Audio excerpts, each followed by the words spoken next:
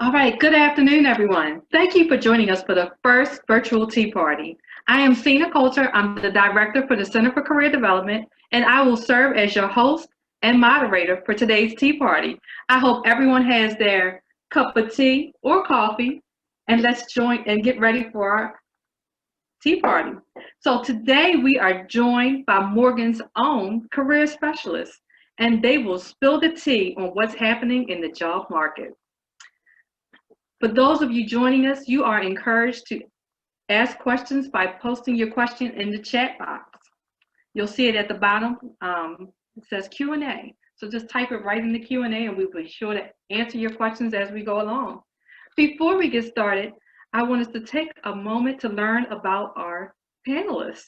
And we're going to actually get started with our lead career specialist, Ms. Raynesia Smith. Tell us a little bit about yourself and the schools that you serve. Good afternoon, everyone. My name is Raynesia Smith. I serve the School of Education and Urban Studies and also the School of Social Work. I'm letting right now, there is a little dog, so you might hear him. It's actually a horse. He might jump into the picture from time to time, so don't get nervous, anyone. Not baby pit bull alone. But yeah, and I've been at Morgan for about a little over 3 years now under the UNCF Career Pathways Initiative, so glad to be here. All right. Craig, you want to tell us about yourself?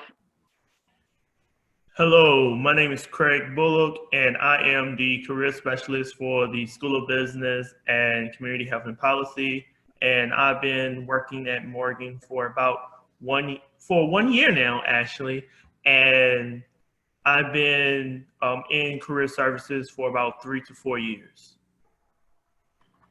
All right.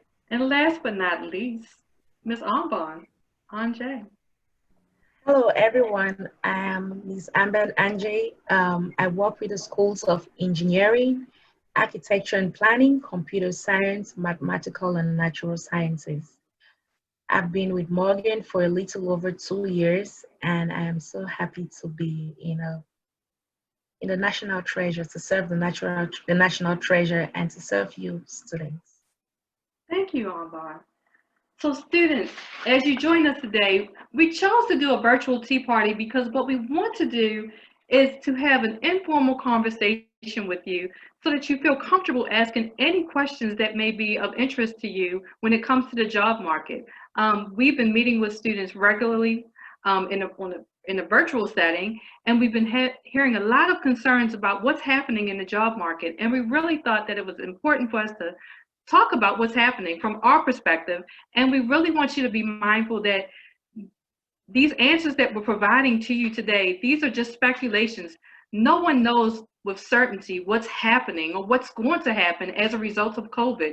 But what we can do is we can prepare you to the best of our ability to be marketable and to be the best you so that you can be successful in today's environment. So please, as you listen to these responses, please don't go out and quote us and say, Ms. Coulter said with certainty that telework is here to stay. But please just know that we are trying to just get you to start thinking about what's happening and how you can prepare for it. And with that being said, I'm going to switch to our panelists. And anyone can answer this. What industries do you serve, and how have you seen the pandemic affect those industries? I'll start first. So again, I serve the School of Education, Urban Studies, and also the School of Social Work. During the pandemic, I would say there has been a heightened sense of wanting to hire more teachers in education for the virtual aspect of it, especially the young teachers, folks just getting out of college, and really know how to use technology really to help those students in that aspect. When it comes to social work or any other type of social sciences, they have been doing the telehealth, so any way to connect with clients virtually over the phone, on Zoom, whatever, it's been going on. Now, more so now as far as my hands-on industries, also within the School of Education, there's physical education and things like that. That may be a little bit more of a challenge because it's more hands-on. You can't really do much online like you would love to in front of a classroom or with students that way. But there are ways to do Zoom sessions or whatever to really keep the students active even at home. So I've seen that has been happening as well. And also for physical therapy, and those have been a little bit challenging. But now, since we're in about phase 3 now, things are starting to open up, and they're just being a little bit more cautious on what you have to do as far as those industries. Would anyone like to add to that in terms of what they are seeing in their industries as it relates to the pandemic? Sure. Thank you, Ms. Smith, for that. So I'm going to break this down based off of the industries I work with.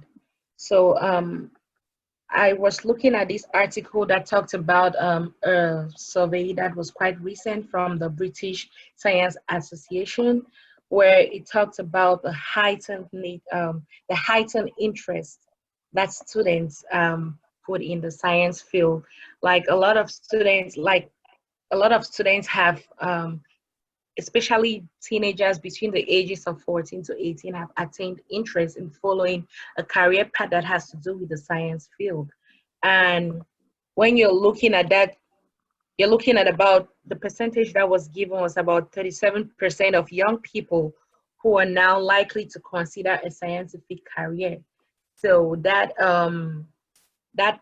really caught my attention, because working with students in this field, it makes me understand that, yeah, we're going to have a lot more students in the STEM field.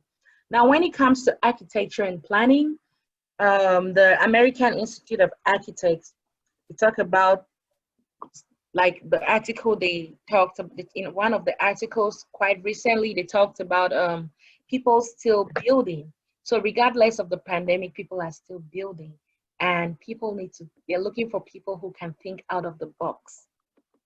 Being an architect is like architecture and planning, anything that falls under that school is a hands-on type of career. And so they need people who can think out of the box, because if people can't meet physically, buildings still need to be built. And so it means there are going to be more jobs that are available, especially for those who can think out of the box. And we also have another article I saw during this pandemic, because I've looked at a lot of articles. It was the Architects newspaper. When we look at the pandemic, we do see how when places started opening up, we noticed the need for outdoor spaces. And so that is about being creative. I mean, it needs someone who is in the field of architecture, who is somewhere at the top, probably pitch that idea in. And that is thinking out of the box, because a lot of companies probably do not realize that, oh, I could use this outdoor space. But with the pandemic now, that opens up new ideas and opens up more opportunities for students who are getting into the field. So, and for the people in the computer science, technology, engineering field, there's a heightened need for construction technology, because in order to execute these wonderful plans, technology needs to grow as well. And so people who can boost this industry in that light, it's evident that there will be more jobs. So it's really for the students to put on their best hat and sell themselves the best way possible. So to cut the long story short, yes, there are plenty of jobs that are coming in the STEM architecture field.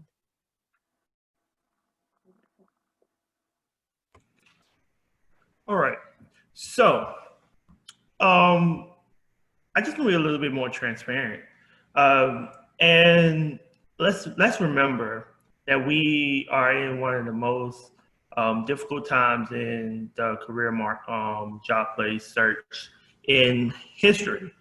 But on a positive note, I want to say in July, they added 1.8 million jobs back to the market. And let's keep it transparent. And unfortunately, it has been more devastating for our women in the workplace. than our men. It also been more devastating for our Blacks and Hispanics versus our white counterparts. Now, I say that to say, not only are we recovering now, but you as a student have leverage. And what you want to do now is start preparing yourself to kind of navigate this most difficult time in history during the job market. I think about when the pandemic first started, we just seen so many articles, so many people lost their job. Ms. Smith hit that discussed that we're transitioning to phase 3, which that means a lot of my business and frontline workers, they're actually finding employment again. And a lot of companies, a lot of employees have left their company, and so they're doing a whole entire new hiring process. So this is the opportunity for you to go ahead and engage and start your transition from education, whether that's to an internship or start your transition for a full-time job. So some of the reasons, you know, a lot of our women's are struggling in the marketplace is because of childcare. But since we're back in phase 3, we're starting to open up. We're starting to get more family and consumer sciences opportunities. We're also starting to get just restaurants back in order. They're starting to hire for leadership. I've been to quite a few leadership training programs, meetings for students just like you. Whether that's your HR, your human resource, whether that's your hospitality management, whether that's your information technology.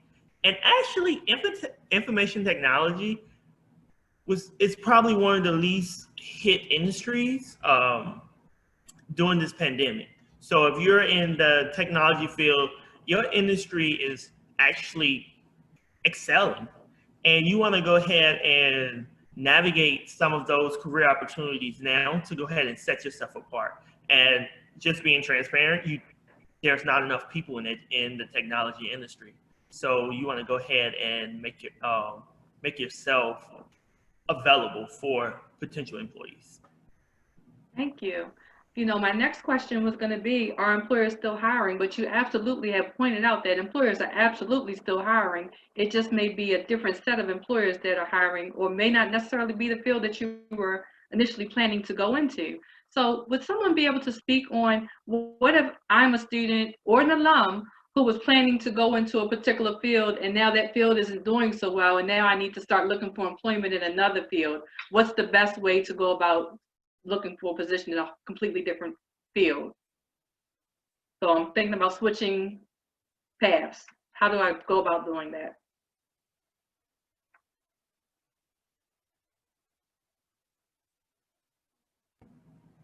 All right, I'll take it. So I remember this one student.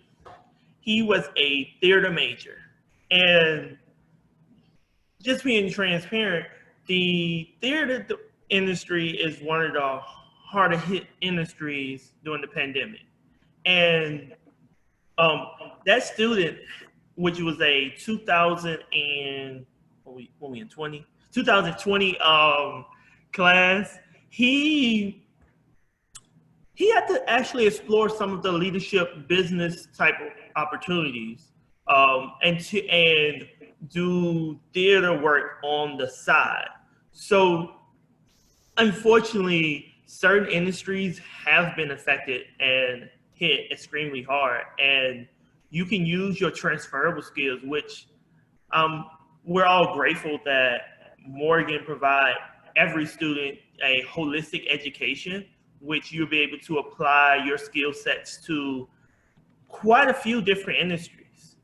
So just making sure you articulate your transferable skills for the newer positions, and just for the moment, limit yourself from, well, find a new pathway to to the career that you really desire. Unfortunately, that's the time that we're in. And one thing I just want to add to that, I see someone made a notation about higher education. I'm not sure if they're going into higher ed or leaving higher ed. Some folks have a misconception that there are not jobs there are not job openings right now. I know in higher ed we have lots of job openings in the counseling field. There's lots of positions in career development. So while there are freezes going across higher ed, we do have some special exceptions where we're able to make where we're still able to hire just because the need is so great. So, you know, while you're listening to the news and you're hearing that there's freezes taking place and that it seems that the job market is dismal, still do some research to see if those particular openings are available, because there's still hiring taking place. So don't necessarily go based just solely off the news. Make sure you do some digging, because there's still opportunities out there that exist. Okay. Did anyone else want to comment on that question about switching careers? Yes, just to chime in, like what Ms. Coulter and Mr. Bullock did say about switching careers. I want you guys to, it still boils down to the point I made about thinking out of the box, because sometimes we are so focused on thinking that, oh, because my focus is engineering, I can't divert, I can't do anything that has to do with marketing or so. A lot of students, like those in construction management and civil engineering, I know in the long run, a lot of you would like to own your own companies. And so you can't limit yourself only to things that pertain to the engineering field on its own. And that's why I encourage students who, if you look as a civil engineering student, you can minor in business, because if your plan is to get a job or to own a company tomorrow, you need that mindset. And that entails, that builds up your transferable skills, because you will not only be an engineer, you will also be a business person. And so your mindset is going to be different. You will think business and act engineering, if that makes sense.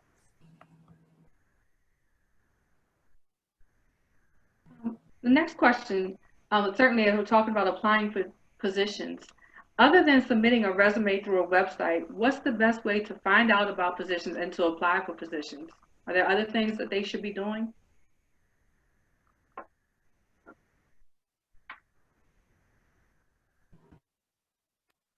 Repeat that question one more time, I'm sorry. Other than submitting your resume through a website, what's the best way to apply for positions or find positions? First, you need to research. So can you talk more about what that research may look like? Oh, definitely will. So we're talking about with your current major, or if you're thinking about what's happening in the job market that you want to switch or use different type of, or use your other transferable skills. Research. We have, first and foremost, a My Plan assessment on our website, which is really 3 simple assessments. You have your values, your career interests, and your personality assessment. And with that, it's really showing what your niche is and what careers you can go into, even though you still have your major, what you can do with it. And then you also have the way to look at all of this is on our website. What can you do with my major? So you have some skill sets, things in place that you might want to explore more of. Go ahead and do your research and see where you can go from there. As far as applying to other places, we also have eBear. And then I'm a stickler for LinkedIn. If you do not have a LinkedIn profile, you need to create one. There is a webinar on how to do that as well. That's also on our website and also on YouTube. So make yourself as marketable as possible. Also, one resume is not going to get you throughout the door. You can have multiple resumes through whatever job that you're applying for. Have specific resumes that's relative to the positions for your skill set and things like that. So if you're education major, you can have education and some other skills that will go along with that, with more creative based or whatever. So you want to make yourself as marketable as possible. And We have ways to do that. You have something called targeted resume to make yourself, you can put the job description on what you want to apply for. You put your resume where you want to apply for and see how much it matches. If it's under, I believe it's 85%, you have some work to do to really fix your resume to go into get to the next level. But again, you have that skill set. You have so many resources for research. Look well into the company, just not just the mission and values. Look at what they're doing in the community, like, and yes, thank you. And also Parker Dewey. Parker Dewey is, I love Parker Dewey because right now as a student, they have many micro internships for you. So you can be paid virtually to work on many projects. Just that simple. So and those will boost up your skills as well, because there's certain projects that you might not even think about doing in your future, but you have that knowledge and skill set as you can start now. So you want, this is the time to make yourself marketable, make yourself gain some more skills at this time, and do what you need to do in a nutshell. And look into those resources and really do some more research, because you're expanding your skill set, you're expanding your marketing base, you're just expanding as a person for your own professional development. And I'm gonna stop my soapbox. Okay, thank you. I actually had a couple questions that came in via email. One student asked, how long should you wait to contact an organization after you submit your resume? So before I answer that question, Ms. Coulter, I would like to chime in a little bit to what Ms. Smith said, where she talked about applying for jobs. I know a lot of us go to Indeed and ZipRecruiter and all these job websites. Please don't just use that to apply for jobs, because thousands of people use that. It's always good to go through the company webpage. So let's say if you find a job that you're interested in, trying to look at the company, because sometimes those jobs are not valid, sometimes it's expired, sometimes they are not, you're prone to scams through that, through those websites. Not saying that they are not resourceful, you can use them to actually get the companies you're trying to apply for, to. Now, when it comes to Ms. Coulter's question, where how long do you need to get back to a company? So personally, I would say it's the same thing like email. So when you apply for a job, look at the time frame of the job posting. Like if they say, oh, okay, if you apply today, this job expires on Friday. So if a job expires on Friday, you don't expect them to just be on it immediately. There's no one way to go about it, if you ask me. It's every case, every individual job posting it's different, and so you have to look into other aspects. So I'll give you the example of a job that is closing on Friday. So if a job is closing on Friday, you applied on Monday, maybe on Wednesday, if there's an email, then maybe you can send an email to just say, oh, you applied. But for the most part, I don't think it's always necessary, just because that's a job you're applying for and there's a timeline. Maybe they won't start looking at those opportunities until the closing date. And so you don't want it to be like you're bugging, or you don't want it to be like you're impatient, because that can speak a lot on your character. But then you also don't want it to be like you're not persistent. So you have to weigh your options and see whatever works best for you. I agree with you there. I would say, I've always said 2 weeks is pretty good. So I would say, like, from the deadline date, it's okay 2 weeks later to just touch base to say, hey, I just wanted to check in on the status of the job search. But you certainly don't want to be annoying. So you want to make sure you're pleasant to whoever you're going back and forth with, but you don't want to be annoying. So you don't want to be that person who's calling them or emailing them. Check-in is okay. And then if they give you an update and say that we are currently reviewing applicants and we'll be in touch with those who will be selected in the next month, then you can wait it out and see what happens then. But that leads to my next question. So let's just say that you have been selected for an interview, and unfortunately you did not receive the job offer. Is it okay for you to reach out to the recruiter to ask for feedback? about your performance? And if so, how do you go about doing that? I see smiles. Come on. Candid conversations. That's what we're having. So, before getting here, we've all been through the job hiring process, and before getting here, we've gotten a lot of rejection emails, which is okay because sometimes it means that we still need to grow in certain aspects. Absolutely. So, because we are all a work in progress. So, asking for feedback, it's all about being professional. So, let's say you had this job interview and you felt like you were really going to get this opportunity. We've all been there. Yes, and the interviewer was great. They sounded great. You could connect with them, but unfortunately, you were not selected because some other person had more of what they were looking for over you, and that is okay. So you like to know if you think that you had a connection with that employer, those are the best employers to actually send feedback because we all need to grow, and feedback is necessary. Whether you're doing very well or you're not doing very well, feedback is necessary to have consistency in development, in growing whatever aspect that you're headed towards. So sending an email, you need to take your time to write an email, a formal email with no grammatical errors. Make use of Grammarly because some people will be turned off by a good email because of bad grammar.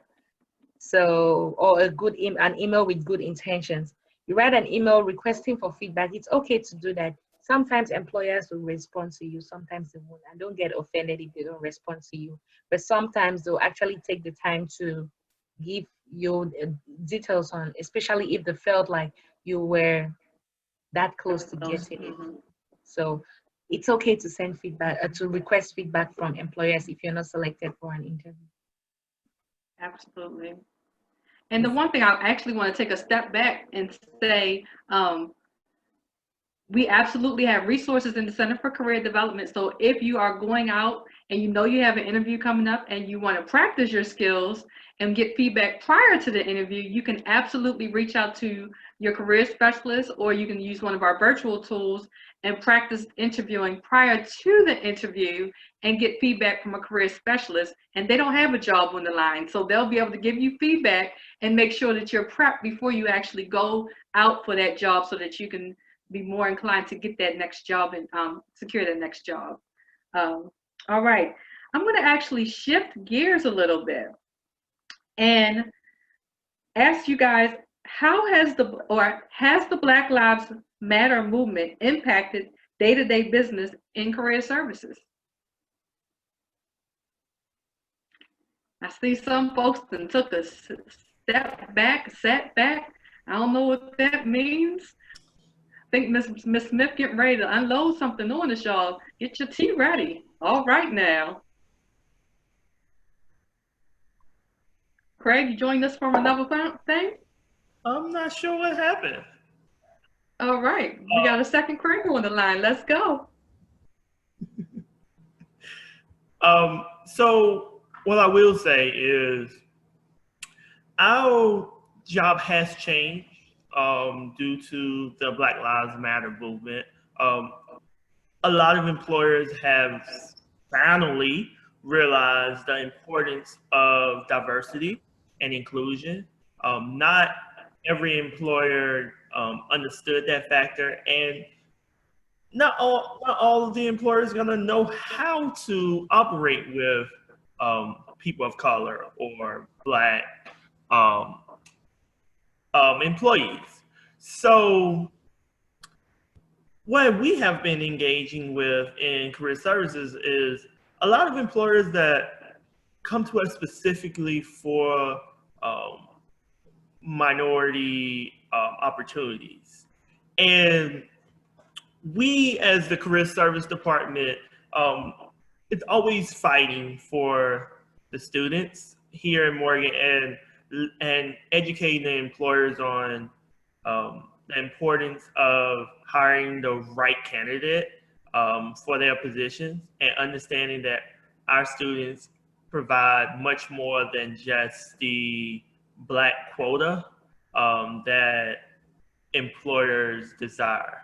But overall, it has been a tremendous successful impact for us. We have new employers coming to the career fair, like, is it DreamWorks? DreamWorks. We actually had Campbell recruiting at the School of Business last year, but this year they're actually attending our career fair. We just have a different variety of employers that want to serve our students, which is absolutely amazing. So that's been the most tremendous change. But Ms. Smith has been working with the career fair participants, so she's gonna have a little bit more to say than I may have. Craig, you hit the nail on the head. You did very good. So like Mr. Bullock was saying, since the Black Lives Matter movement has been put to more of the forefront since the George Floyd incident, it has been a real fun, and I'm saying that sarcastically, we have been in some conversations with a whole lot of employers about what does that look like now. There has always been something as far as being that fit. What does that look like as far as our students? They're not getting what they're looking for, whatever. So it's the diversity, equity, and inclusion portion has really been a rise in the Center for Career Development office, as me and Ms. Calta has been on numerous conversations with employers want to hire our students. So what does that look like? Are we doing more engagement, or are we just attending fairs for more opportunities? What does that look like? So in the back end, we're talking to employers of really what that looks like as far as really being a part or even accepted into the company. Like, everyone should be accepted to the company as a fair acceptance. So I'm just going to stop there. So thank you for that. What I also want to ask you, and just to add on to that question, what does this look like from the student's perspective? You know, we hear more and more about there's conversations taking place in the workforce that have not taken place before. There's more open dialogue about diversity and inclusion. So does that mean, from a job seeker's perspective, you know, I'm looking for a job. When I go to the interview, I know it's a two-way street. I need to know if this is a good fit for me. I need to know if I am going to enjoy working in this environment. Can I now ask questions about their diversity and inclusion efforts, or is this one of those things that I should just wait and see when I get there? Like, how should I navigate this if it's an open if they're now opening up these conversations, or are they really opened up?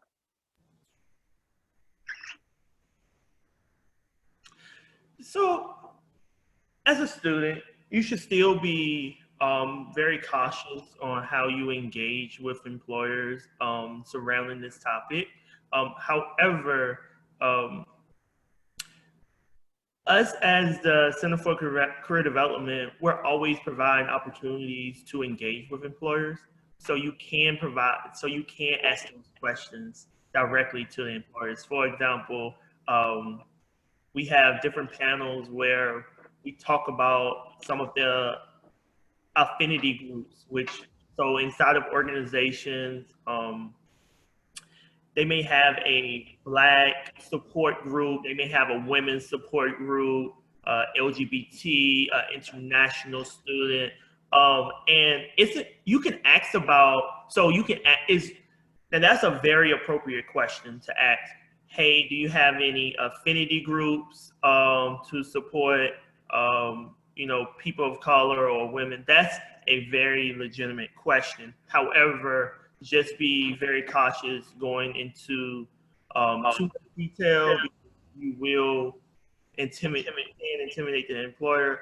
I think it was funny because we was having a conversation the other day, me and my colleagues, and we were just talking about, hey, Black people, we still have to be present ourselves much better than others. like we have to set ourselves apart. We still have to work extra hard to obtain that full-time job opportunity, because what we will not want is to be hired as a affirmative action hire. So just make sure you really set yourself apart. And yes, I think the overall message that we want to share with you guys is you still have to be cautious about how you go about asking questions. And there are still lots of tools and resources out there that you can use to conduct research prior to your interview to learn about the culture of the organization. One that we use quite frequently is glassdoor.com, and it allows you to read reviews that current employees have left about the workplace. And it kind of gives you a good feel for what the workplace is like. I mean, it won't give you the full insider scoop, but it's close enough. It also, certainly connecting with people through LinkedIn. We also have a virtual networking platform, the Bear Exchange, so you can connect with Morgan alums and some of our employer partners so that you can also, talk with them. So if there's ways for you to find out ahead of time before you make a commitment to an organization, that's a great way to do so. I have asked one of our current students, Mr. Lawrence, to join us because he has a great perspective on he has a great perspective and a great question that I wanted him to ask. So thank you for agreeing to join us. Could you introduce yourself and tell us a little bit about yourself and then ask your question? Okay. And thank you for allowing me to put you on the spot. Yeah, no problem. My name is Giovanni Lawrence. I am a senior industrial engineer major here at Morgan State. And my question was, how do you guys think that you can find a way to migrate other programs here at Morgan that can address the demand in STEM as far as like job opportunities? Because I've had a couple of internships, and I've also got a couple of job offers, and recruiters are just everywhere. Like for STEM, it's just like there's jobs, there's so many. So knowing that, it's been my goal for a while to be inclusive, and working in these other fields is all white. I mean, it's just completely white, but everybody's cool for the most part. But during my last internship, they addressed it, especially at Space Telescope Science Institute, which is in Baltimore, Maryland, in the Rotunda. And this contractor that pretty much operates Hubble. You guys probably know what it is, right? So I worked there this summer, and it was pretty much all white, but for the most part, during these, like every week we had these science meetings, and they would always talk about like astrophysics, all kinds of stuff. But occasionally you would have, a scientist or astrophysicist talk about Black Lives Matter. So, they're engaged and they're trying to talk about it. And there was one specific where I broke off and started talking to OPO, which is their outreach of, Office of Public Outreach, or maybe I'm saying it wrong, but anyway. So, and they were asking me what and how do we bring in more, because it's clear that it's separate, that it's either an all white dominated, facility. And now, with everything going on, they're trying to integrate. So knowing this and knowing that, okay, so I'm a scientist by trade, well, from learning at Morgan, but I'm like an artist fully. And so I'm always looking to figure out how to be more of an artist in STEM or vice versa. And so it's like, well, how, just with that notion, so how do you take, some of the other programs like fashion design and then design the spacesuits for NASA, so in that capacity. So that was my question in a nutshell. Sorry. Oh, so fashion design is under family consumer science, which is where I serve. So thank you, because we want to know. We don't know these things. So what I love to network, make connection as best as possible. We make connection, I bring them to the faculty, staff, and we all work together on getting that integrated in there. It's not just a one-person shop. It takes a whole team. But if you have these opportunities, let us know. Because we're getting it from everywhere, but there's so much inside opportunity that we just don't receive. And we would love to receive those. So by all means, hi. Hey, Okay, Giovanni, let me ask you this question. Do you feel like the lack of black representation is because we don't have the interest in that field, or because they don't reach out to us to give us those opportunities? Which one do you feel? well, I think it's in order. I think they didn't reach out to us in the beginning, and then we lost interest. So we never got a chance to really develop that interest. We were too busy, no offense, playing basketball, making music, whatever the case is. And that's for all good, but we lost that sense, to really kind of have that interest. And I think a lot of people get nervous and scared, especially in STEM because of the math and everything. And I completely understand, but that's also a systemic just problem, because there's a lot of students who are a lot of middle school, high school students, even college students who don't have solid math background because they didn't get it. They've been struggling their whole life. And so that's a part of kind of not having interest, is not believing that you were good enough, to do it, so it's definitely kind of like this. And this was one thing that I kind of really hit on during the summer, was that people love talking about this pipeline. And I'm from Baltimore City. I went to Carver High School, like one of the worst, not the greatest place in the world.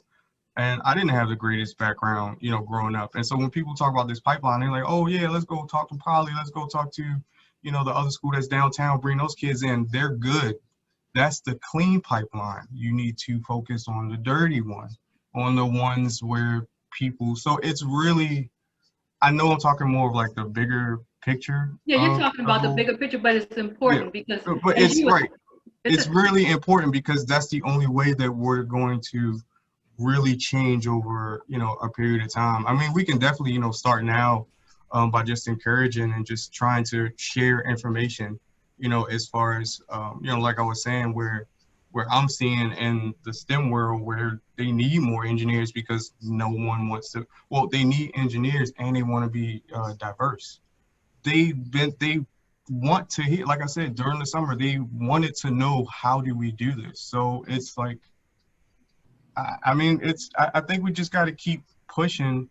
The pandemic has been definitely a strange gift and curse. I absolutely agree with you. Yeah, so if we can acknowledge that and accept it in its own, then I think it's makes it easier to to keep progressing and excelling. So I greatly appreciate your perspective, because you said it's a strange gift and a curse, because we feel like it's opened a lot of doors that were shut for quite some time.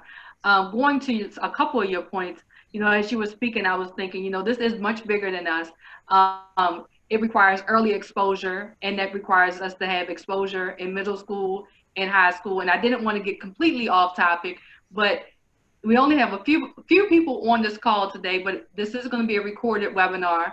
And I really would like the message to be put out there that for those of you who are excelling in this area, it's so important to give back. And what does that mean? It doesn't always mean financial. It means your face being out there telling your story, because your story, Mr. Lawrence, your story, talking about you came from Carver and this is what you're doing now, is impressive.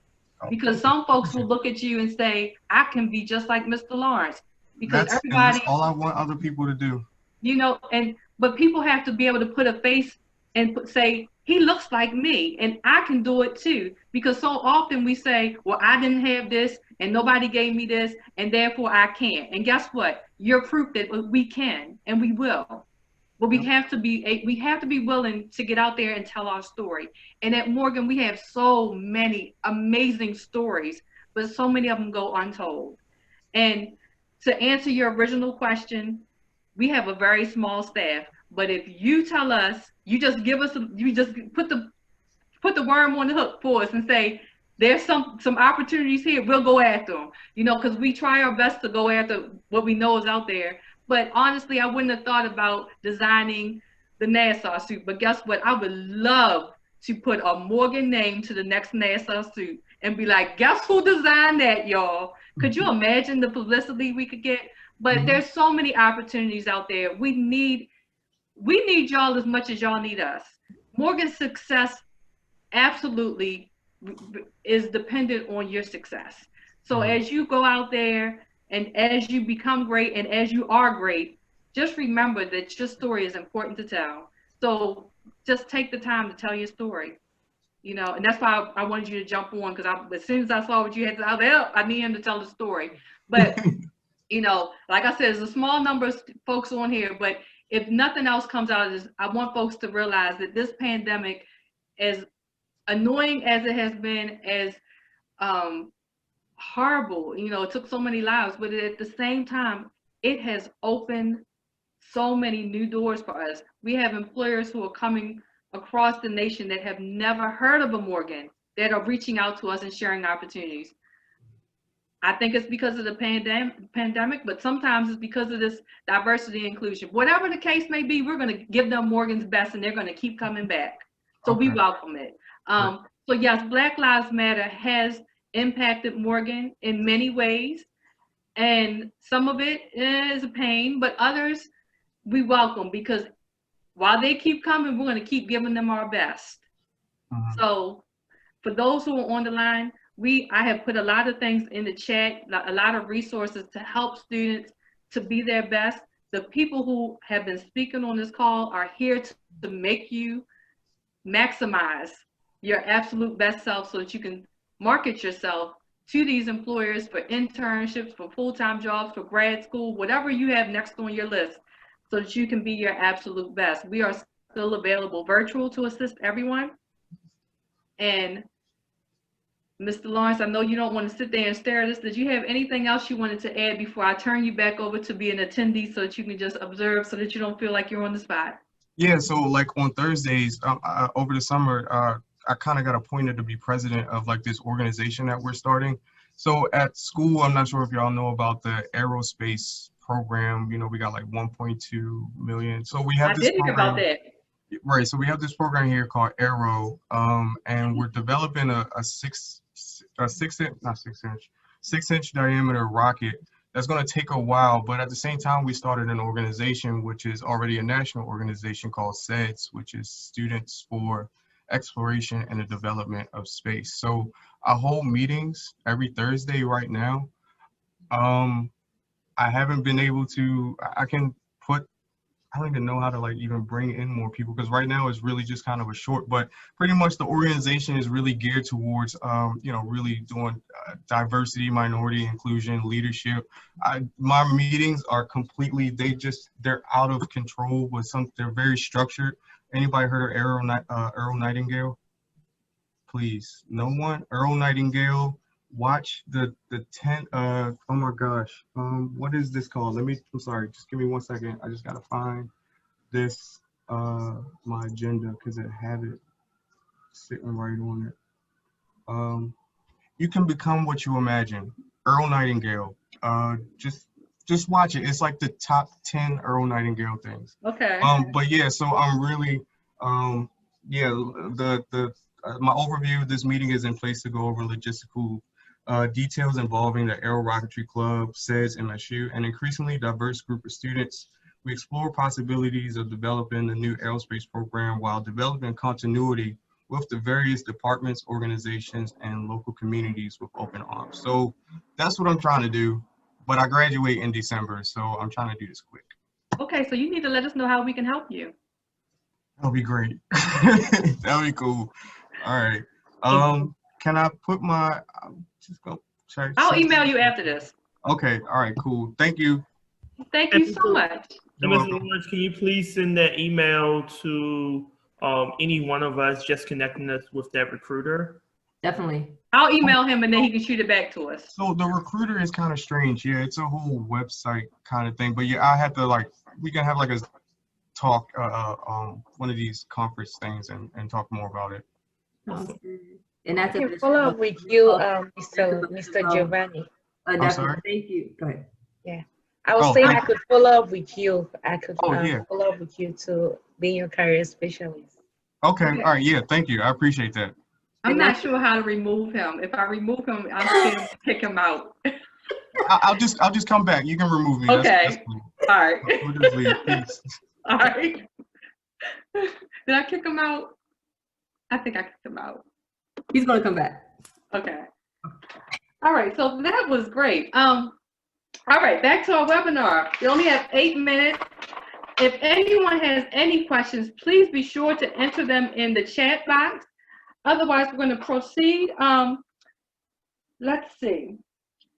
So we quickly talked about a couple of our resources. I think we covered most of them that are important in terms of, we talked about our big interview. We talked about the various resources for resumes. We talked about the Bear Exchange, which is our networking platform for students. Was there any other resources we wanted to talk about? We talked about eBear. Let's see. One student, I don't know how to change him. Lawrence, you're here to stay. Just stay with us here. You're just a panelist forever. Got it. We're learning this. Don't worry. We're new. So let's see. One student sent us a question and wanted to know if recruiting agencies are a good way to perform a job search. What did you guys think about using a recruiting agency?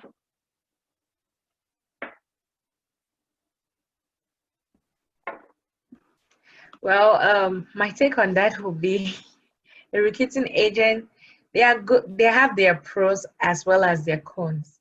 I always say if you can have access to a company firsthand, you may as well use the company. Recruiting agencies are great because sometimes they give you exposure to some of these companies that you probably would have never heard about if not of the recruiting agents. But if you can have access to a company on its own, my take on it would be that go for your information yourself. And you also have to worry about fees. Sometimes they charge fees to use them. So you have to just be very cautious about the fees. I would use, just like Ms. Andre said, I would use them as kind of a last resort. Try to go directly through the company if you can. But there are some good ones out there. There are some that specialize, like On Assignment Lab Support specializes in the STEM field. Robert Half specializes in the accounting field and finance field. So if you do find that you're having a struggle finding employment in those areas, then I would use the ones that are more specialized. But you do want to make sure you read the contract and find out if there's any clauses, like do they lock you in. There are some that you go through the staffing agency or the recruiting agency, and the company that you're with really want to hire you, but then there's a cost to them to get you out of the contract. So you definitely want to make sure you read all of the contract and what it entails. Let's see. What we haven't talked about. So as we think about COVID and how it has affected our work, so we're working from home, we're teleworking. And so many of our colleagues and so many folks that we're interacting with are now virtual and working from home. How do you think long-term this will affect the work world? Do you see teleworking, is teleworking here to stay? So I'll speak because I've come from a government background as well. So telework has been here. It's just like for COVID, it is just boom, here it is. Everyone's teleworking now. I think so. I think it is going to be here to stay for certain areas because one, with the exception of the ones that said, again, the hands-on portion, they just have to be a little bit more creative with that aspect. For career services, it was easier for us to transition to a virtual aspect because we can't see students face to face. So we still try to make it possible so we can have these Zoom sessions and or Google Hangout or whatever type of connection, also just to be safe and cautious. So yes, I do think telework is here to stay. Now, the only thing about that is if you are teleworking or have that remote internship or whatever, is to just be mindful of your time, because you can go over because you're a little bit more comfortable being at home and things like that. But at the end of the day, you still work this certain amount of hours per day. So you really have to keep track of your time and make sure you stop when you're supposed to. You start when you're supposed to, you stop when you're supposed to.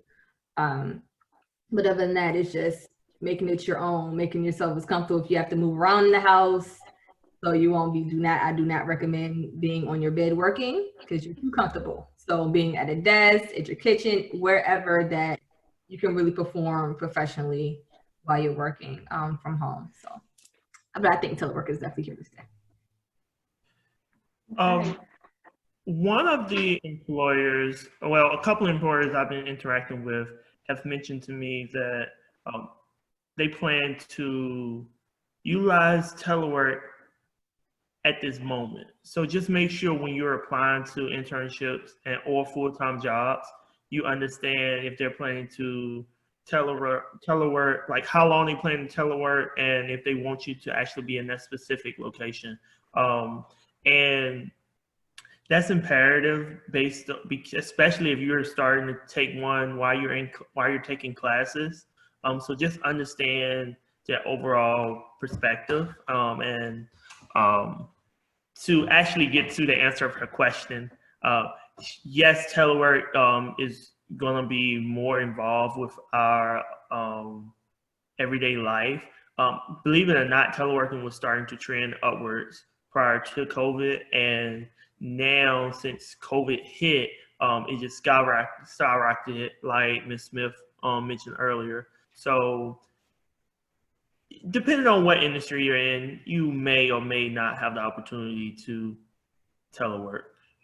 And, I've heard from many employers who indicated that it's much, for economics, it's going to be cheaper for them to get rid of their brick and mortar shop, and this caused them to go ahead and purchase the technology needed for their staff to be able to telework. And now that they have the infrastructure, they're going to maintain that infrastructure. They'll be bringing a couple of folks back, but not their entire staffing back to their offices. So they're going to be reducing a lot of costs by allowing folks to telework. But again, as Mr. Bullock mentioned, it's not going to be across every industry. It's just going to be certain industries. But it is important, certainly, Ms. Smith indicated earlier to take personality assessment using My Plan.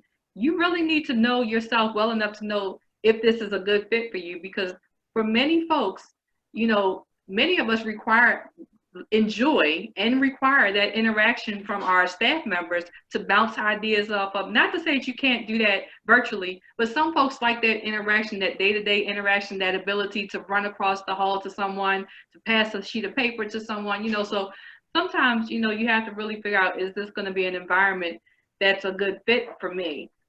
Although I hate the word fit, but is that a good way for me to manage my day? The second question that I would like to ask, and this I guess is more of a fun question, because we are able to telework, and I'm just going to speak for myself here, I'm able to not dress in professional business attire. As you all can see, I have on a hoodie today, and I'm quite comfortable. And I enjoy being comfortable while I work. I am still very productive throughout the day in my comfortable clothes. When we do return to the real world of work and are no longer teleworking, do you imagine dress codes being more relaxed? What are your thoughts on dress codes, and do you see them changing? Because, I know I'm not alone. I know that there are folks who are purchasing many pairs of, they don't refer to leggings anymore. What are they? Yoga pants. They're purchasing many yoga pants and comfortable clothes for their day-to-day operations. So what are your thoughts on dress codes, and how, when we return back to work, will we be putting on the dress shirts and the ties and the suits? When in Rome, act as the Romans. If you're back in the office, you might as well go to the professional clothing. But no, that was me just saying. I want to believe there'll be a change in dressing. But whatever the case, and this boils down to the fact that even when you get a job, every job has its dress code.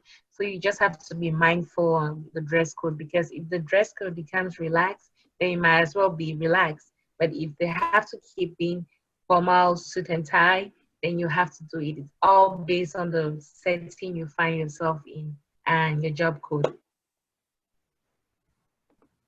Okay. I agree with Ambon. Per industry, it may be a little bit lax, maybe not. We have to look at the company. Business, I still feel like they're all going to be clean cut, straight to the point. Because even on Zoom, I've seen some pictures that Ms. Coulter has shown me. How we have folks that are literally suit and tie up and have on shorts on the bottom. Like it's still probably going to happen. So when we do return back to in person, I believe it may still be the same, but again, it depends on the industry. Yeah, I knew you was gonna bring that question up. Okay. Well, we are just about, actually, we're over time. So I thank everyone who has joined us today. I placed on the screen just a couple of our additional resources, and I do want to bring to your attention that on October 5th, we will be hosting a virtual job fair. We have over 100 employers registered to participate. You may find the entire listing on eBear. So if you don't have an eBear account, please be sure to get an eBear account. You can simply go to bit.ly, bit.ly/M, capital S, capital U, eBear, EBEAR, and you will be able to create an account. If you already have an account, you can just click on Forgot Password, and you'll be able to get access to eBear and see the attendees who will be coming to the fair. I have another question. Let's see. With that being said, just checking to make sure we didn't get any more questions. I thank you all. The virtual fair is October 15th. I must have messed up and said something else. October 15th. You may also visit us online. We are on, you can find us on social media, Morgan State CCD. And that is it for today. We do have our next virtual tea party scheduled. Ms. Smith, can you tell us our next virtual tea party and our topic? Our next virtual tea party is on. Oh goodness. So thank you for bringing this information up. Our next virtual tea party will be next Tuesday on the 22nd. The topic is, does my Blackness offend you? And that is really going to hone on what does that look like in the career sector? What does that look like since Black Lives Matter movement has been in the forefront? What does that look like for careers with students and things like that? So, and if discrimination is faced, how do we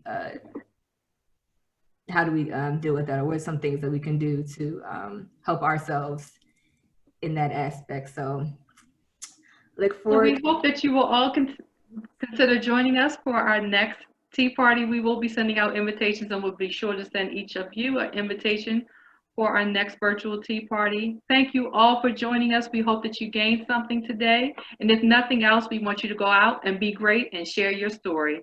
Thank you all. Have a great day.